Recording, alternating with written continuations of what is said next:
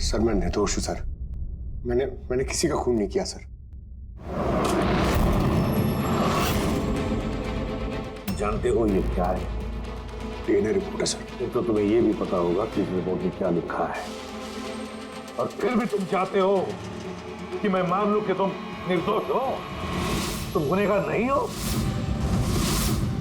Sir आपने हमेशा हमें ये सिखाया सर कि सच से बड़ा दुनिया में कुछ भी नहीं है सर।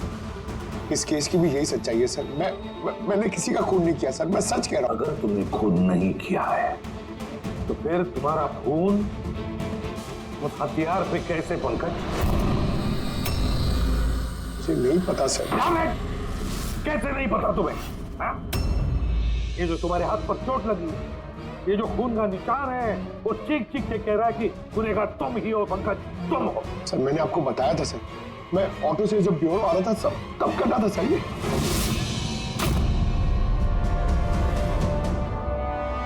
सर ये भी हो सकता है कि कोई पंकज को फंसाने की कोशिश कर रहा हो। पंकज, इस आदमी ने तुम्हारा हाथ काटा था, शायद वही तुम्हारे खून का सैंपल लेके गया हो क्राइम सीन पे डालने के लिए। सर नहीं सर, सैंपल नहीं हो सकता उसके पास। उसने जैसे ही मेरा हाथ काटा था सर तो वो चला गया था और खून तुरंत नहीं आया था सर, थोड़ा टाइम लगा था। उसके पास मेरा सैंपल नहीं हो सकता सर। अगर तुम्हारा खून किसी ने नहीं दिया तो फिर तुम्हारा खून क्राइम सीन पर सिर्फ एक ही तरीके से जा सकता है पंकज, और वो भी तब जब तुम वहां खून करने गए थे तब। ये क्या बात हुई साहब? सर अगर पंकज को झूठ बोलना होता, हमें गुमराह ही करना होता तो ये बोल सकता था कि इसका सैंपल कोई लेके चला गया है, मगर इसने सच बोला। इसका सच कोई मायने नहीं रखता क्या सर? हाँ अभिजीत, सच बहुत मायने रखता है, लेकिन फिलहाल इस केस का सच यही है, इस खून का एक ही सस्पेक्ट है और वो है पंकज।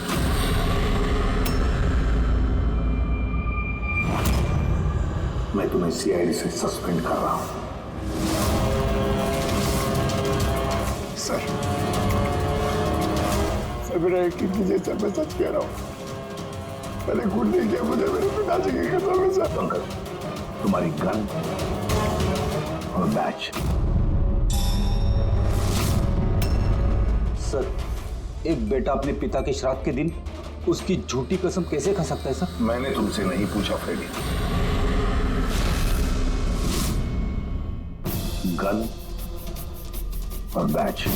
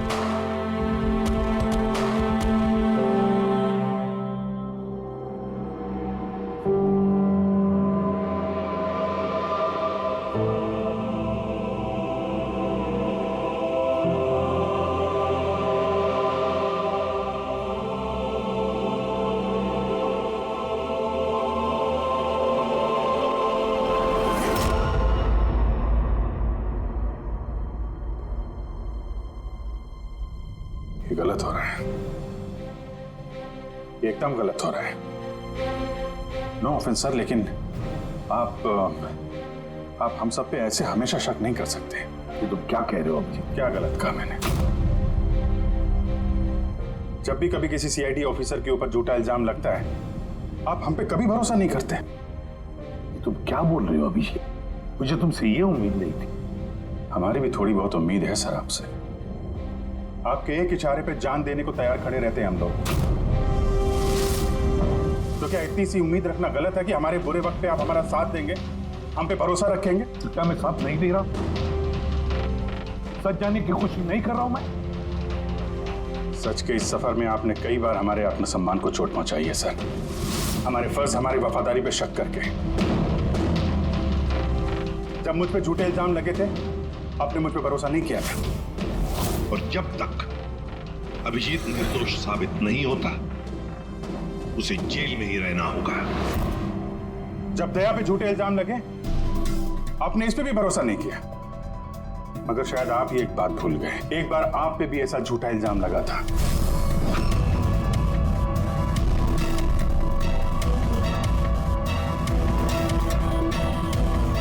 उस वक्त हम में से किसी ने भी आप पे शक नहीं किया था, बल्कि एक मजबूत दीवार बनकर सामने डटे खड़े रहे थे ताकि आपके ऊपर आंच ना आ सके।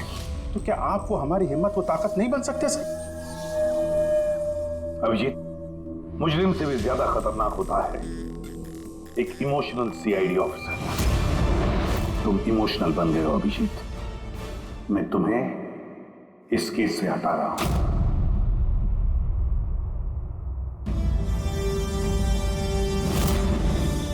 दया, पूर्वी, अब से पंकज की केस तुम दोनों इन्वेस्टिगेट करोगे, सिर्फ और सिर्फ तुम दोनों। ठीक है सर। अब आपको मुझ पे इतना भी भरोसा नहीं रहा कि मैं इस केस को न्यूट्रल तरीके से देख पाऊंगा भी या नहीं। इतने साल की ड्यूटी का ऐसा मेडल तो किस्मत वालों को मिलता है। Thank you sir.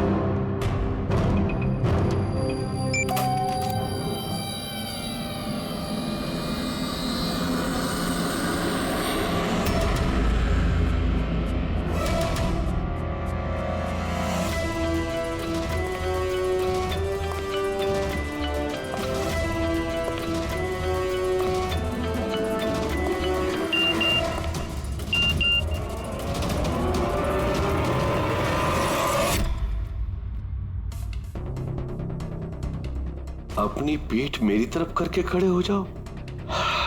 चलो ये भी करके देख लेते हैं।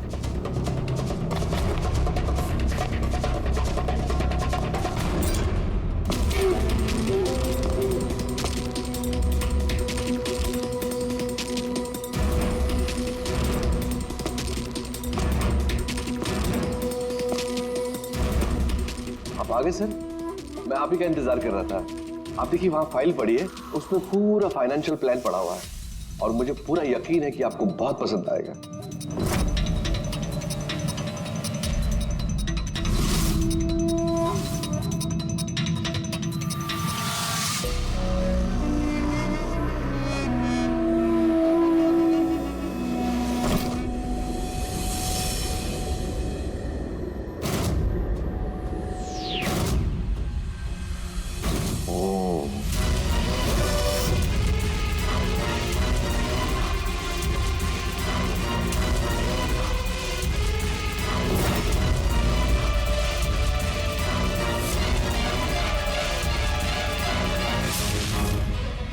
अरे ये तो नकली है।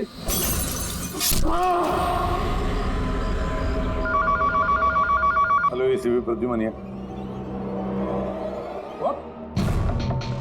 कब? अच्छा ठीक है।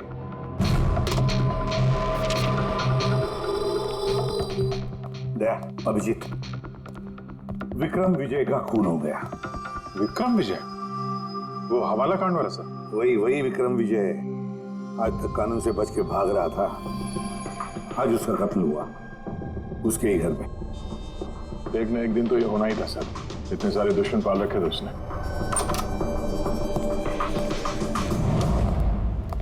सर रियली सॉरी सर, थोड़ा लेट हो गया।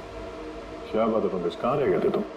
सर वो डैड का श्राद्ध था सर, आज मंदिर गया था सर पूजा करने। ठीक है, और ये हाथ में क्या हुआ? अरे सर ये आते हुए लग गया, मामूली चोट है, इतना जोर से नहीं लगा सर। ठीक है, तैयार हो जाओ, एक मर्डर केस आया हुआ है।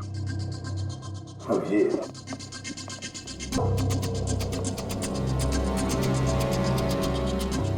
इसका मर्डर है बोले? विक्रम विजय का।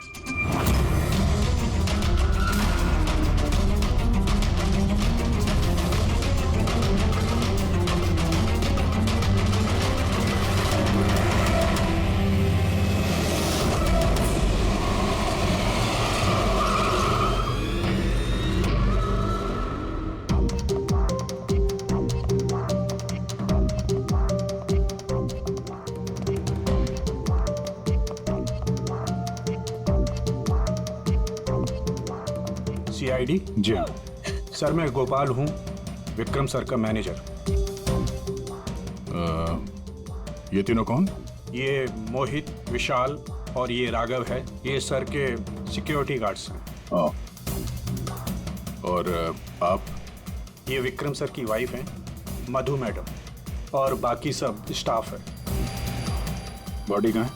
सर बॉडी अंदर है। ये गर्दन पे वार किया है, अब पेट और छाती पे भी मारा है। वो नहीं पक्का करना चाहता था कि किसी भी तरीके से ये बचने ना पाए।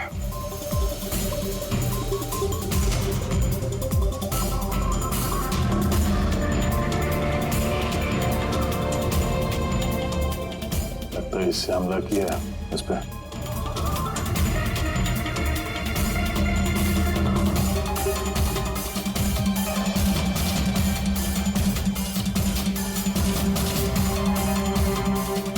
विक्रम के फोन पे आखिरी मैसेज किसी अननोन नंबर से आया। अपनी पीठ मेरी तरफ करके खड़े हो जाओ। पीठ मेरी तरफ मतलब वो आदमी इसको अपना चेहरा नहीं दिखाना चाहता था क्या?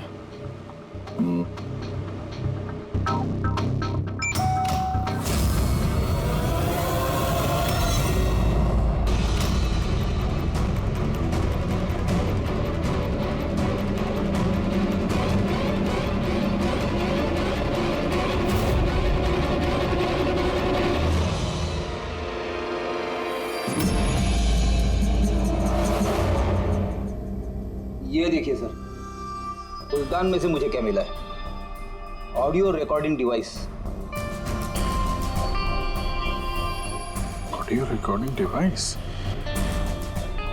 इस कमरे में जो भी बात हो रही थी वो कोई सुन रहा था।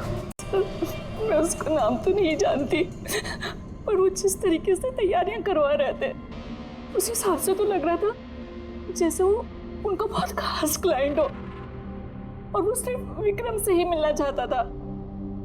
ये क्लाइंट विक्रम के कांटेक्ट में आया कैसे? सर मेरी वजह से। उसने मुझे पहले कांटेक्ट किया था। वो विक्रम साहब का पूरा इतिहास बहुत अच्छी तरह से जानता था और विक्रम सर उसके इस होमवर्क से बहुत इम्प्रेस हुए और उन्होंने मुझसे मीटिंग फिक्स करने के लिए कहा। तो आप उससे पहले मिले थे?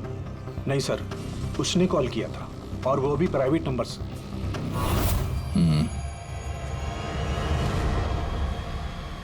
तो आप लोगों ने मीटिंग से पहले पूरी तैयारी कर ली थी? हाँ जी सर। उस कमरे को अच्छी तरह से चेक कर लिया था? हाँ। तो फिर ये ऑडियो की रिकॉर्डिंग डिवाइस ये कमरे में कैसे पहुंची? सर ये कहाँ से आया? लापॉट में? वो तो तूने चेक किया था ना मोहित? मैंने चेक किया था सर, लेकिन मुझे फ्लापॉट में दिखा नहीं था। दिखा नहीं था? जी नहीं। अच्छा, ऐसे कैसे दिखा नहीं था? ब्यूरो चल, वहां पे अच्छे अच्छे को दिखने लगता है।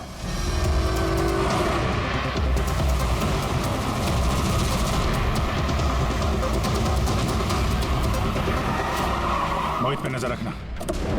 गोली में चलाना। कैलाश सर? हाँ, कौन है ये? सीबीआई ऑफिसर है कैलाश जी। कैसे है सर? बढ़िया। क्या बात है सर, आपने अचानक रास्ता रोक लिया? अभिजीत, मुझे वो आदमी चाहिए जो तुम्हारी सीआईडी की गाड़ी में बैठा है। मोहित? वो हमारा मुजरिम है सर, हम उसे ब्यूरो ले जा रहे हैं इंटेरोगेट करने के लिए। नहीं अभिजीत, वो मुजरिम नहीं है, एक सीबीआई अफसर है। क्या कह रहे हैं आप? ये मोहित सीबीआई ऑफिसर है? मगर सर ये तो वो गार्ड की नौकरी कर रहा था विक्रम के। दिखावा, सच को छिपाने के लिए। कैसा सच? मोहित एक अंडरकवर है और मेरे कहने पर वहाँ ड्यूटी कर रहा था, और मेरे कहने पे ही उसने विक्रम के वहाँ वो रिकॉर्डिंग डिवाइस लगाई थी, और इसीलिए कुछ भी बताने से मना कर रहा था ये। अंडरकवर मर जाएगा मगर प्रोटोकॉल नहीं तोड़ेगा। नहीं ठीक है सर, वो एक्चुअली थोड़ी बहुत पूछताछ करनी पड़ेगी, खून का मामला है, जस्ट जनरल बातचीत। और हमें वो ऑडियो रिकॉर्डिंग मिल सकती है सर? हम जानना चाहते हैं कि खूनी और विक्रम के बीच क्या बात हुई थी। आप आ गए सर? मैं आप ही का इंतजार कर रहा था। आप देखिए वहां फाइल पड़ी है, उसमें पूरा फाइनेंशियल प्लान पड़ा हुआ है, और मुझे पूरा यकीन है कि आपको बहुत पसंद आएगा। ये नोट तो नकली है। सर ऐसा लगता है कि विक्रम विजय खूनी को जानता है, इसलिए खूनी ने उसे अपना चेहरा देखने ही नहीं दिया। और जैसे ही विक्रम को पता चला कि जो पैसे उसे दिए गए हैं वो नकली हैं, खूनी ने उसे मार दिया और बैग लेके चला गया। एक काम करते हैं, इस मोहित से अंडरकवर कॉप से पूछताछ करते हैं।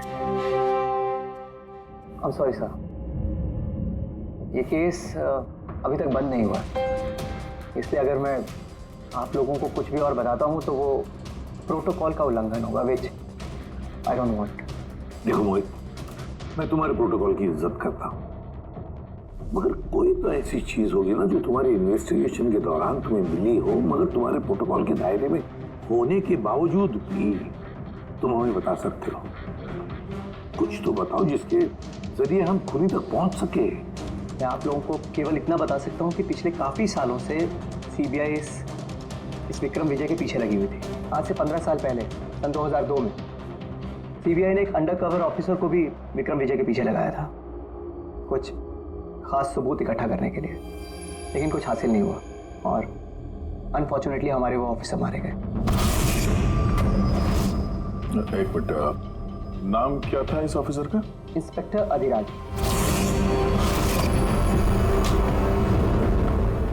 इंस्पेक्टर अधिराज। इस बोतल पे जो खून है, इस खून में विक्रम की डीएनए के अलावा किसी और का भी डीएनए। विक्रम के डीएनए के अलावा किसी और का भी डीएनए है? मेरे कहने का मतलब है कोई और भी था। कौन था सारुण के? तो अपने क्रिमिनल डाटाबेस में कंपेयर करके देखा, मैच करके देखा तूने? उसकी जरूरत नहीं पड़ी। जरूरत नहीं पड़ी का क्या मतलब है सारुण के? किसका डीएनए है वो? वो डीएनए पंकज का है। व्हाट? वो डीएनए पंकज का है? हमारे पंकज का? हमारे पंकज का। यार ये कैसे हो सकता है? CID officer Pankaj, CID officer Pankaj खून कर सकता है? हमारा एक ऑफिसर खून है। लेकिन सर पंकज खून क्यों करेगा? वही तो, सीआईडी ऑफिसर खून क्यों करेगा? सर, विक्रम के घर से 1 किलोमीटर की दूरी पर पुलिस को एक लावारिस मोटरसाइकिल मिली है सर। किसकी मोटरसाइकिल है वो? सर वो पंकज की है।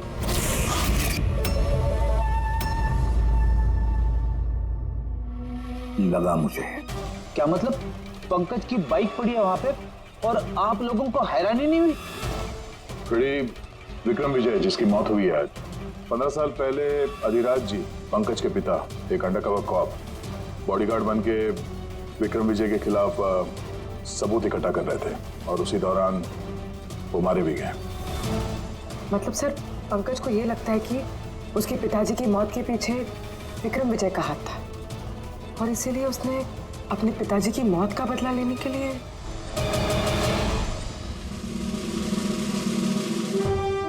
पंकज कहाँ है?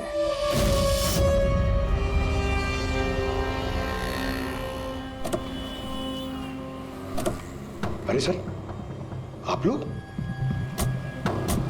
यही सवाल तो हम भी तुमसे पूछने वाले थे। तुम यहाँ क्या कर रहे हो? तुम तो बीमार थे ना? अरे सर, बाइक चोरी हो गई थी मेरी। ये सामने पुलिस स्टेशन में रिपोर्टर कराने आया था। ये देखिए। हमें पता है तुम्हारी बाइक कहाँ है। आप लोगों को कैसे पता सर? तुम्हारी बाइक विक्रम विजय के घर के पास मिली है। वही विक्रम विजय जो तुम्हारे पिता का खूनी है। जब ब्यूरो में एसीपी साहब ने बताया कि विक्रम विजय का खून हुआ है तो तुम्हें पता था ना कि वही विक्रम विजय है? हाँ सर। अरे तो ब्यूरो में क्यों नहीं बताया तुमने? तुम्हें बताना चाहिए था ना कि विक्रम विजय तुम्हारे पिता का खूनी है।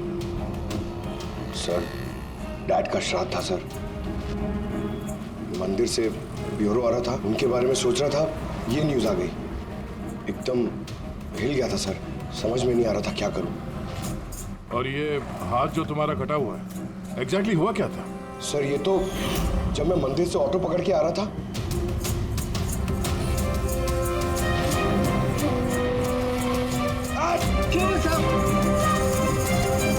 तो एक अनजान आदमी ये घाव देके चला गया, यूं ही बेवजह। सर, मैं जानता हूँ यकीन करना थोड़ा मुश्किल है, लेकिन सच यही है सर। पंकज यार, तुम तो हमेशा बाइक पे ब्यूरो आते थे ना, अचानक ऑटो में कैसे आया? अचानक नहीं सर, मेरी बाइक तो 2 दिन से खराब पड़ी है।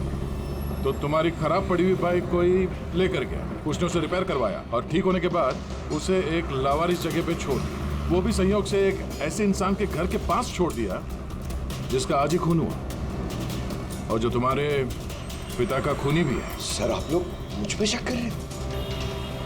आप लोग को लग रहा है उस विक्रम विजय को मैंने मारा है?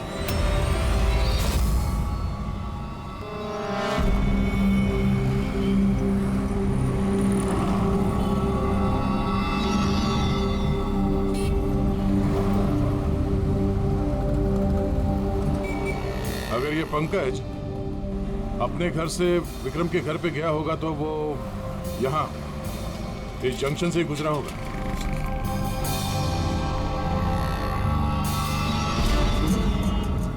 सर, सिग्नल पे सीसीटीवी कैमरा लगा हुआ है। इस सीसीटीवी कैमरा के फुटेज से पता चल जाएगा कि पंकज यहाँ से गया था उस बाइक पे या कोई और था।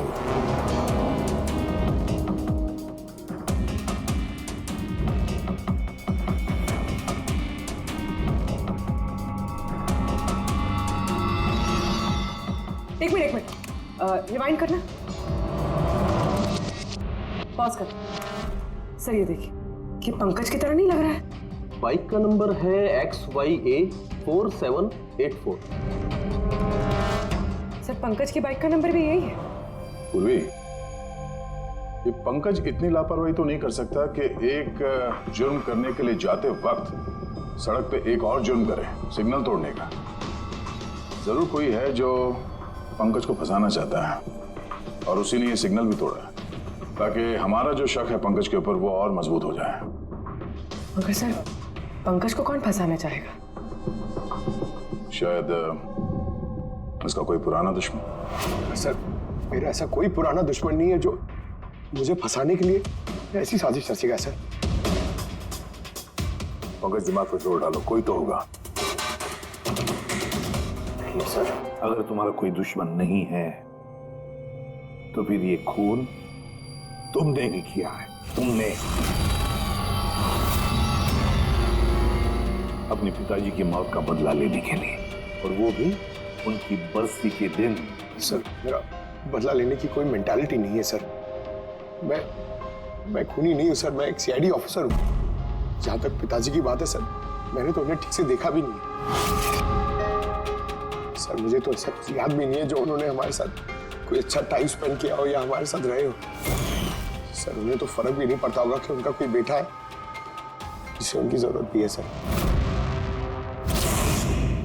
मतलब तुम्हारे पिताजी के साथ तुम्हारे संबंध अच्छे नहीं थे? सर वो एक अंडरकवर कॉप थे सर। वो ज्यादातर अपने काम में ही बिजी रहते थे। घर गृहस्थी परिवार बच्चे इनसे उनका कोई लेना देना नहीं था सर। ये तो सिर्फ मेरी माँ ने पाला है सर।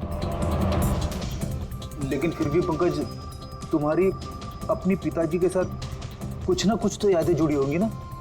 कुछ भी? बस सर थोड़ा सा याद है मुझे सर। मुझे मेले में ले जाते थे सर वो, मगर मेले में ले जाने से पहले सर वो मुझे हॉस्पिटल ले जाते थे हमेशा। हॉस्पिटल में? वो क्यों? शायद बचपन में वो बहुत बीमार रहता था और वो हॉस्पिटल ले जाते थे और मुझे बहुत दर्द होता था सर। दर्द?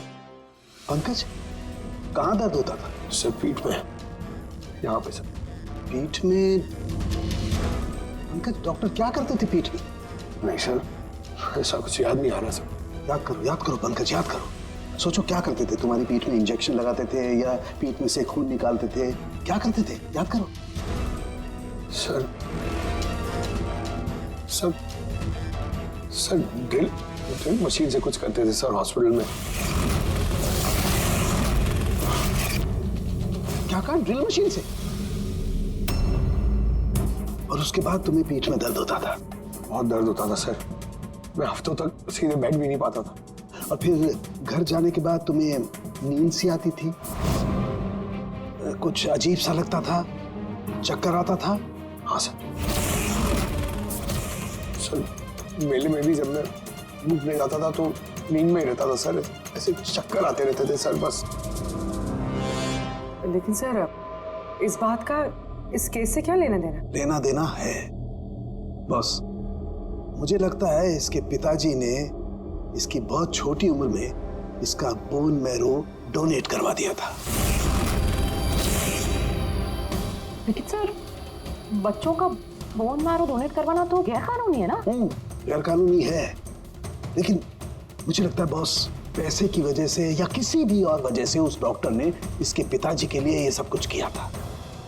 वो ठीक है सर, लेकिन मेरी समझ में अभी भी ये नहीं आ रहा है कि इस बात का इस केस से क्या कनेक्शन है? कनेक्शन ऐसे है पूर्वी कि कई बार जब बोन मैरो डोनेट किया जाता है तो जिसे बोन मैरो डोनेट किया जा रहा है उस व्यक्ति को ह्यूमन काइमेरिज्म हो जाता है। ह्यूमन काइमेरिज्म? ये क्या है सर के साथ? यूं समझो कि जिस व्यक्ति को बोन मैरो डोनेट किया जा रहा है उस व्यक्ति के शरीर में 2 डीएनए पैदा हो जाते हैं। एक डीएनए वो जो उसका खुद का है ओरिजिनल, और दूसरा डीएनए वो जो बोन मैरो जिसका ट्रांसप्लांट हुआ है उसका।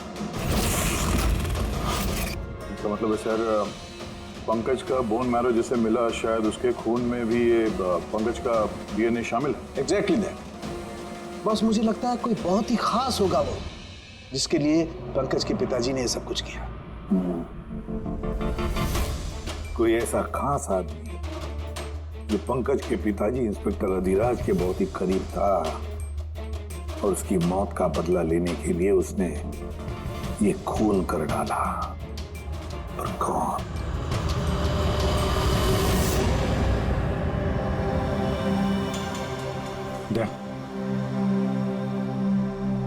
Hi sir. हेलो अभिजीत। हाय दया, कैसे हो? गुड। सॉरी आपको यहाँ ऐसी जगह पे बुलाना पड़ा। अभिजीत, जो इन्फॉर्मेशन तुमको चाहिए थी वो ना तो सीआईडी ऑफिस में दी जा सकती थी और ना मेरे ऑफिस में। थैंक यू सर आपकी मदद के लिए। पंकज एक ईमानदार ऑफिसर है सर, और आपकी मदद से शायद हम उसकी बेगुनाही साबित कर पाए। अभिजीत, तुम्हें याद है एक खतरनाक मुजरिम था राका, उसको पकड़ने में तुमने मेरी मदद की थी, तो समझ लो मैं उसी का बदला चुका रहा हूं। दोस्ती में बदले नहीं चुकाए जाते सर। एक्चुअली हमें पंकज के पिता इंस्पेक्टर अधिराज जी के बारे में जानकारी चाहिए, जितनी भी आप दे सकें। आपने काम किया है ना इंस्पेक्टर अधिराज के साथ? हाँ दया, अधिराज बहुत ही ईमानदार अफसर था और बहादुर भी। मुझे तो ये कहने में गर्व होता है कि हमने एक साथ काम किया। सर एक्चुअली हमें ये पता करना था कि उनके अंडर कवर मिशन के दौरान उनके कभी किसी से कोई खास रिश्ते बने थे। आई मीन कोई नया परिवार, ऐसा कुछ। अभिजीत, ये जो अंडरकवर की दोहरी जिंदगी होती है, मुश्किल होता है जीना। एक पुलिस वाला भी तो इंसान ही होता है ना, और उसे भी वो चौकट कभी कभी नहीं लगनी चाहिए जो वो लांग गए। मतलब उनको भी किसी से प्यार हुआ था? उनका कोई दूसरा परिवार भी था?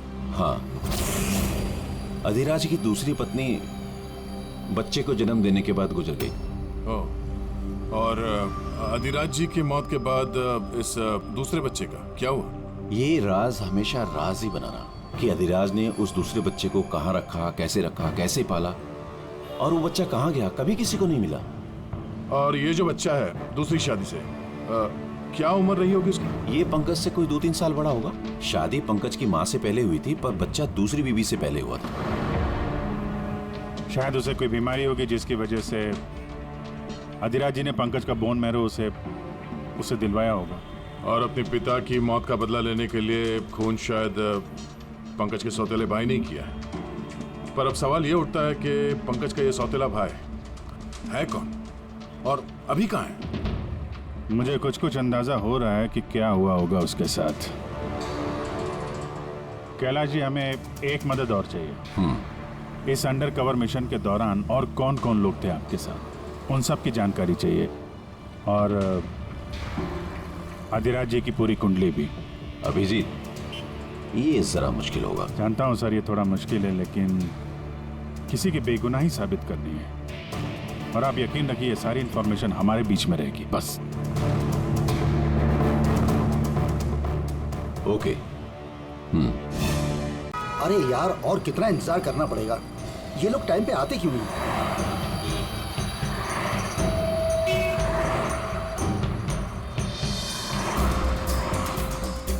अरे यार, आधे घंटे से इंतजार कर रहा हूँ। अरे मुझे आज ही पूरा पैसा चाहिए। अरे मुझे निकलना है इस शहर से आज ही। तेरा हिसाब तो मैं आज, अभी और इसी वक्त चुकता कर दूंगा।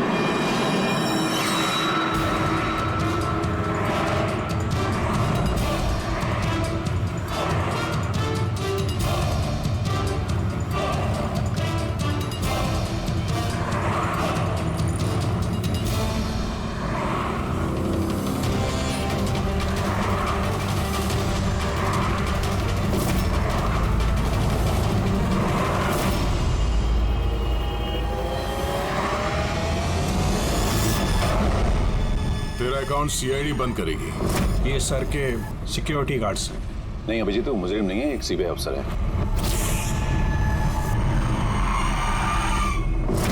पिता के कर्ज को पूरा करना हर बेटे का धर्म होता है सर, और जो बेटा ऐसा करता है वही अच्छा बेटा कहलाता है, और वो हूं मैं। तुमने तो किया नहीं, मैंने लिया अपने पिता की मौत का बदला। देखो मोहित, तुम दोनों के पिताजी इंस्पेक्टर अधिराज एक नेक, ईमानदार और बहादुर इंस्पेक्टर थे। क्या लगता है तुम्हें, उन्हें तुम जैसे मुजरिम बेटे पर गर्व होगा या पंकज जैसे ईमानदार सीआईडी ऑफिसर पर? सच बात तो यह है कि पिताजी को हमेशा से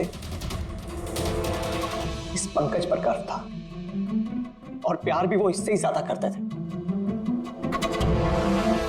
मुझे तो उन्होंने अनाथ आश्रम में डाल दिया था सर, ताकि उनके दूसरे परिवार पे कोई आंच ना आ सके।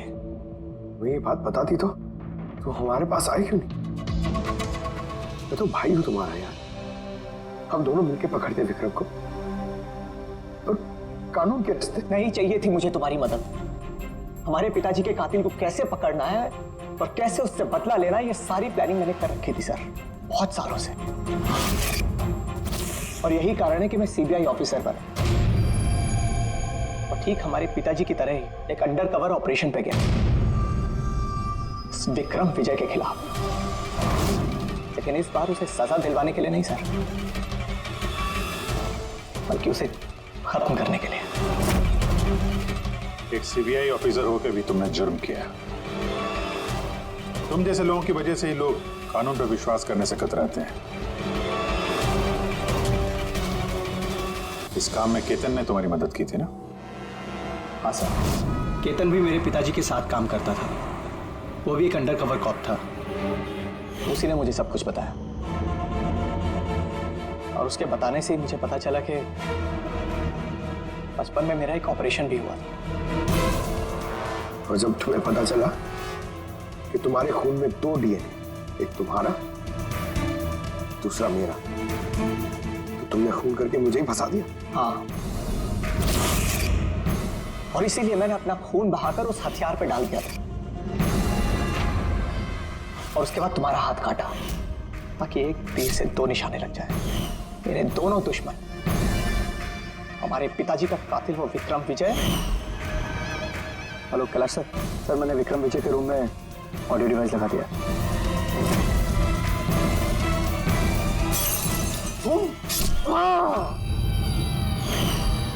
और तुम, मुझसे इतनी नफरत क्यों है तुम्हें भाई? क्यों ना करो तुमसे नफरत? आज तक सब कुछ तो तुम्हें मिला है। हमारे पिताजी का नाम, उनका प्यार, उनकी इज्जत, सब कुछ। और दुख की बात तो यह है कि ये सब कुछ मिलने के बाद भी तुम्हें इतना सा भी होश नहीं था कि हमारे पिताजी का कातिल है कौन। अगर आज मैं नहीं होता तो हम दोनों के पिताजी का कातिल आज भी जिंदा होता और खुला घूम रहा होता। और तुम्हें क्या मिला मोहित? जेल? और खून करके तुम्हारे पिताजी को क्या मिला मरने के बाद? शर्मिंदगी? सर एक बात पूछ सकता हूं आपसे? आप लोग मुझ तक पहुंचे कैसे? क्योंकि मैंने कोई कसर नहीं छोड़ी थी सारे सबूत पंकज के खिलाफ करने में। मोहित, हम जानते थे कि पंकज ऐसा कभी नहीं करेगा।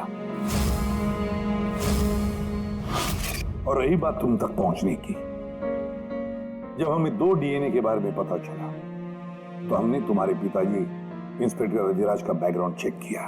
उसमें हमें पता चला कि उनका और भी एक बेटा है, तुम। और फिर बस हमने उस बेटे की पूरी कुंडली निकाली, मतलब तुम्हारी।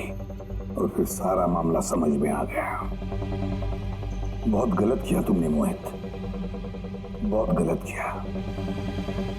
कानून तुम्हें कड़ी से कड़ी सजा देगा, शायद उम्र कैद या फांसी।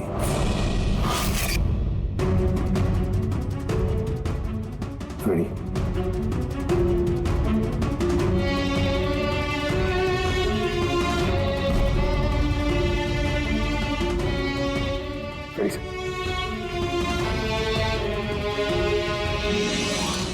मैं जानता हूं तुम्हारे दिल में सिर्फ मेरे लिए कड़वाहट है, मगर मुझे पता ही नहीं था कि मेरा कोई एक भाई है।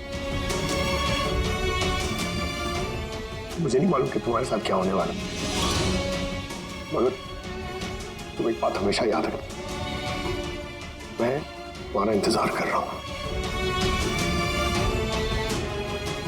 I'll wait for you.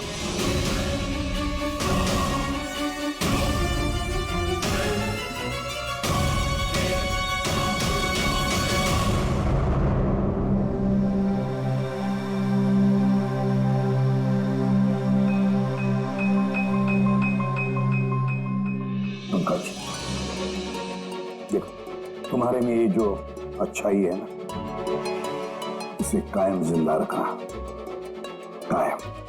Welcome back to CID. Thank you sir. Sir, I am sorry sir. आप सही कह रहे थे। इमोशनल होके मैं कुछ जरूरत से ज्यादा ही बोल गया सर। I am sorry. देखो अभिजीत, तुम सब लोग मेरे लिए ना सिर्फ सीआईडी ऑफिसर्स हो, बल्कि मेरा गुरूर हो, मेरा आत्मविश्वास हो, मेरी ताकत हो। और एसीपी प्रद्युमन ने आज तक अपनी ताकत पर कभी शक नहीं किया और ना कभी करेगा। इम्तिहान की घड़ियां तो आती है और आती रहेंगी, मगर फर्ज की राह पर चलते वक्त अगर अपने बेटे पर भी गोली चलाना क्यों न पड़े, हाथ कांपने नहीं चाहिए।